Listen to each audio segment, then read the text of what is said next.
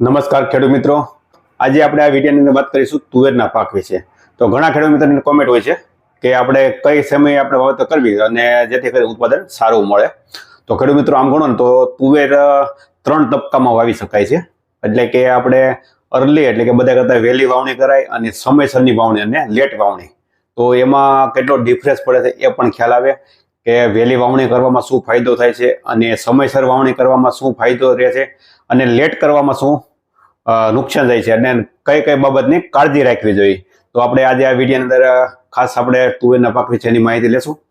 તો ખેડૂત મિત્રો કે તુવેરનો પાક આમ ગણો ને તો અડધો શિયાળુ પાક છે. એટલે કે આપણે અડધો શિયાળો જાય ને ત્યારે પાકતો હોય છે.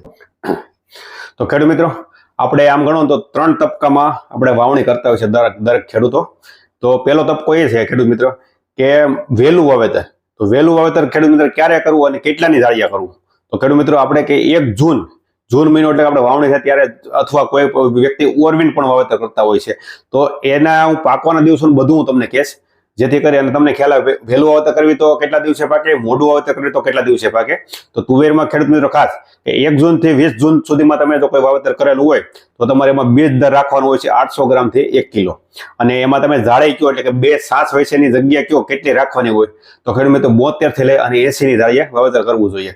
તો બધા કરતા ઉત્પાદન સારું આવતું હોય છે. ત્યારે સમયસર વાવણી જો કોઈ ખેડૂત મિત્રો કરવાના હોય તો એમને ક્યારે કરવી જોઈએ તો કે 20 જૂનથી લઈ અને 15 ઓગસ્ટ સુધી. એટલે કે આપણે ઓગસ્ટમાં 8મા મહિનાની 15 તારીખ સુધી આનું વાવેતર કરે તો એને આપણે સમયસરની વાવણી કહેવાય છે. તો એમાં અંતર કેટલું રાખવાનું અને બીજ દર કેટલો રાખવાનો ખેડૂત મિત્રો તો 1 કિલોથી લઈને 1.25 કિલો આપણે બીજ દર 16 ગુઠામાં પર્યાપ્ત હોય છે. અને એની જાળે કેટલાની રાખવાની ખેડૂત મિત્રો તો જાળીનું 54 થી લઈ અને 72 સુધી જેવી જમી અને જેવી વહેલી વાવેતર કર્યું તો લેટ પોળી જાળી રાખવાની હોય છે. અને જો તમે લેટ વાવેતર કરતા હોય તો એને જાળી ધીમે ધીમે જેમ સમય જતો જાય એમાં હાકડી કરતી જવાની હોય છે. ત્યાર પછી ખેડૂત મિત્રો કોઈ પણ ખેડૂતો લેટ વાવેતર કરતા હોય, લેટ એટલે કે 15 ઓગસ્ટ પછી કોઈ ખેડૂત મિત્રો વાવેતર કરતા હોય તો એને 15 ઓગસ્ટથી લઈ અને 30 સપ્ટેમ્બર અથવા 5 ઓક્ટોબર સુધી પણ વાવેતર કરી શકતા હોય છે. પણ ખેડૂત મિત્રો જેમ લેટ વાવેતર કરો તો તમારે બીજ દર પણ બદલી જતો હોય છે. એકને બીજ દર હાલતો તુવેરના પાકમાં નથી હાલતો. કારણ કે તુવેરનો પાક એવો હોય છે કે તમે જૂન મહિના વાવેતર કરો તો ભલે, જુલાઈમાં કરો તો ભલે, ઓગસ્ટમાં કરો તો ભલે, સપ્ટેમ્બરમાં કરો તો ભલે, પણ ફૂલ જ્યારે ભોર પવન જ્યારે શરૂ થાય ત્યારે જ આવતા હોય છે. એટલે જેથી કરી અને જો શરૂઆતમાં તમે વહેલું વાવેતર કર્યું તો એનો ગ્રોથ પૂરો થતો હોય છે. એટલે બીજ દર આપણે ઓછું રાખવાનું હોય છે. પછી આપણે જૂનથી જુલાઈમાં વાવો એ મધ્ય આમ પરફેક્ટ એનો સમય ગણાતો હોય છે. તો એમાં આપણે ખેડૂત મિત્રો બીજ દર કિલોથી 1.25 કિલો રાખવું હોય તો બરોબર છે. પણ જો આપણે મોડું વાવેતર કરતા હોય એટલે કે લેટ, જેને આમ ગણો તો 15 ઓગસ્ટ પછીનું જે વાવેતર કરતા હોય તો બીજ દર વધારવો જોઈએ. જેમ 15 ઓગસ્ટથી લઈ અને 10-15 દિવસ સુધીમાં જો વાવેતર થતું હોય ઓગસ્ટ મહિનાની અંદરમાં લાસ્ટમાં તો ખેડૂત મિત્રો આપણે 1.5 થી 2 કિલો રાખી શકાય. અને જો સપ્ટેમ્બર અને ઓક્ટોબરમાં વાવેતર કરવાનું હોય તો ખેડૂત મિત્રો 3 થી લઈ અને 3.5 કિલો આપણે 16 ગુઠાના વીઘે તુવેરનું બિયારણ જોતું હોય છે. જેથી કરીને તમને પણ ખ્યાલ આવે કે આપણે ક્યારે વાવેતર કરવાનું છે પરફેક્ટ. તો ખેડૂત મિત્રો જ્યારે તમે વાવેતરની તારીખ નક્કી કરો ને ત્યારે તમારું બીજ દર નક્કી થતો હોય છે. કારણ કે આ પાક એવો છે તુવેરનો કે અડધો શિયાળું છે બરોબર. બીજું કે એનું જ્યારે ભૂર પવન શરૂ થાય ત્યારે એનું ફ્લાવરિંગ હંમેશા આવતું હોય છે.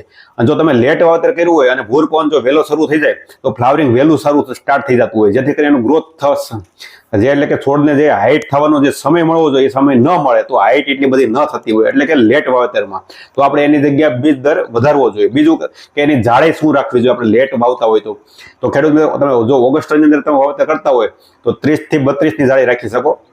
અને જો ઓગસ્ટ પછીનું જો વાવેતર કરતા હોય તો 20 થી લઈ અને 24, 26 કે 28 એવી જાળી. એટલે આપણે એક કેરામાં 3 ઓળ અથવા 4 ઓળ કરીએ અને તુવેરનું વાવેતર કરવાથી ખેડૂત મિત્રો જે તમે જૂન મહિનામાં અથવા જુલાઈ મહિનામાં જેટલું ઉત્પાદન લેતા હોય એટલું જ ઉત્પાદન જો આપણે તમે લેટ વાવવા છતાં પણ તમને મળતું હોય છે. પણ જેથી કરીને ખાસ ધ્યાન એ જ રાખવાનું છે કે આપણે બીજ દર જેમ લેટ વાવેતર કરવી તો બીજ દર આપણે હંમેશા વધારતો જવાનો છે. કારણ કે તુવેરનો પાક એવો જ છે કે લેટ વાવેતર કરો તો વહેલું ફ્લાવરિંગ આવે અને વહેલું વાવેતર કરો તો લેટ ફ્લાવરિંગ આવે. તો તમે સમજી શકો છો કે જેટલું ફૂલ આવવાની જેટલી તુવેરની અંદર વાર લાગે તો એટલો છોડની અંદર ગ્રોથ વધારે થતો હોય છે. એટલા માટે ખેડૂત મિત્રો આ તુવેર એક ને એક તુવેર હોય અને પાકવાના દિવસોમાં પણ ઘણો ફરક પડી જતો હોય છે સમયસરની વાવણી અને લેટ વાવણી અને વહેલી વાવણીમાં. તો ખેડૂત મિત્રો ઘણા ખેડૂતોની કોમેન્ટ હતી કે ભાઈ આપણે કેનું વાવેતર કરવું અને લેટમાં બધા કરતા તુવેર કઈ સારી થાય છે. ઘણા ખેડૂત મિત્રો એવી પણ કોમેન્ટ હોય છે. તો મારો આમ પર્સનલ ખેડૂત મિત્રો તમને વાત કરું ને, તો તમે જો લેટ વાવવાના હોય અથવા સમયસરની વાવણી કરવાના હોય તો તમારે અત્યારે આમ ગણો તો ગુજરાતમાં જો ટ્રેન્ડિંગમાં હાલતી હોય અને અથવા વન વે હાલતી હોય તો એક ફૂલે સીડ્સ વાળાની ફૂલે પુષ્પા તુવેર છે, એમનું તમે વાવેતર કરી અને એક સારું ઉત્પાદન લઈ શકો છો. લેટમાં પણ ખેડૂત મિત્રો તમે ફૂલે પુષ્પા તુવેરનું વાવેતર કરી શકો છો. તો આજે બસ ઘણા ખેડૂતો કોમેન્ટ હતી કીધું કે તુવેરના પાક વિશે આપણે થોડીક માહિતી આપી કે. તો ખેડૂત મિત્રો આ વિડીયોની અંદર આપણે ખાસ એ જ બતાવવાનું હતું આજે કે લેટ વાવેતર કરવું અને સમયસર વાવેતર કરવું. ઘણા ખેડૂત મિત્રો એવી કોમેન્ટ હોય છે ભાઈ હવે તમે પહેલા એમ કહેતા હતા કિલો વાવેતર કરવાનું, હવે કયો 1.25 કિલો કરવાનું, ઘણા પછી કયો 1.5 કિલો કરવાનું. તો ખેડૂત મિત્રો હંમેશા તુવેરનું વાવેતર જેમ લેટ જાય એમાં એનો બીજ દર વધારતો જવાનો હોય છે, જેથી કરીને આપણે ઉત્પાદનમાં એક ખાસો એટલે કે ઉત્પાદનમાં ઘટે નહીં. અને જેમ આપણે જૂન મહિનામાં કે જુલાઈ મહિના વાવેતર એવું જ ઉત્પાદન લેવું હોય તો આપણે બીજ દર જેમ સમય જતો જાય એમ બીજ દર વધારતો જવાનો, જેથી કરીને ઉત્પાદન ભરપૂર આવે. અને લેટમાં ખેડૂત મિત્રો બધા કરતાં જો બેસ્ટ અત્યારે તુવેરમાં હોય પાકમાં કોઈ તો અત્યારે ફૂલે પુષ્પા આપણા ગુજરાતમાં આમ ગણો તો વન વે હાલે છે. તો ફૂલે પુષ્પા તુવેરનું વાવેતર કરો અને ભરપૂર ઉત્પાદન લ્યો એવી આશા સાથે બસ આટલું. નમસ્કાર.